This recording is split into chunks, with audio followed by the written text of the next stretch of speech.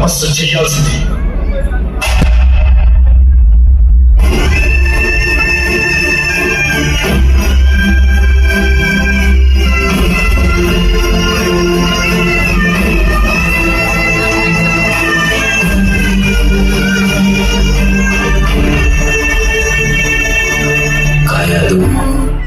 శ్రీ మహావిష్ణు కథల్ని వినాలి. కావున అందరూ మనస్ఫూర్తిగా అనండి, ఓం నమో భగవతే వాసుదేవాయ, ఓం నమో భగవతే వాసుదేవాయ, ఓం నమో భగవతే వాసుదేవాయ.